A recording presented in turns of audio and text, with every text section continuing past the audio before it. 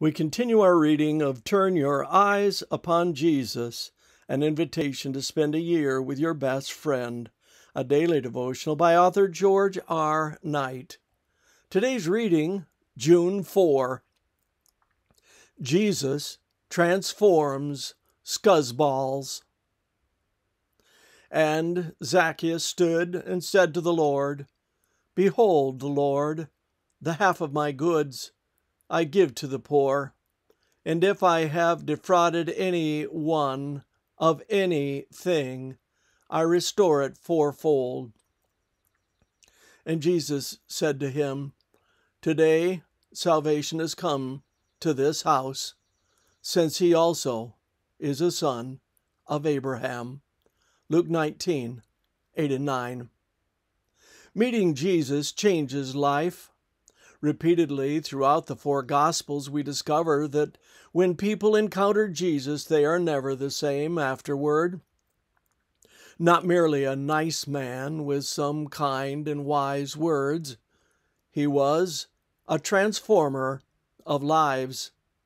So it was with Zacchaeus, the money-grubbing tax collector who had been gouging everybody in town financially.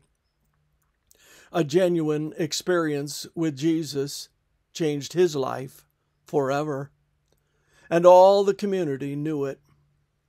Committing half of his goods to the poor, the other half got whittled down by his decision to restore fourfold anything he had unjustly taken. In that pledge, he exceeded the requirements of Jewish law, which stipulated a double the value restoration, Exodus 22:7.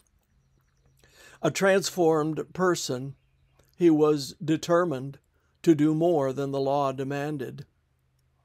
The Desire of Ages, in commenting upon this story, notes that no repentance is genuine that does not work reformation. The righteousness of Christ is not a cloak to cover unconfessed and unforsaken sin. It is a principle of life that transforms the character and controls the conduct. Holiness is wholeness for God. It is the entire surrender of heart and life to the indwelling of the principles of heaven. If we have injured others through any unjust business transaction, if we have overreached in trade or defrauded any man, even though it be within the pale of the law, we should confess our wrong and make restitution as far as lies in our power.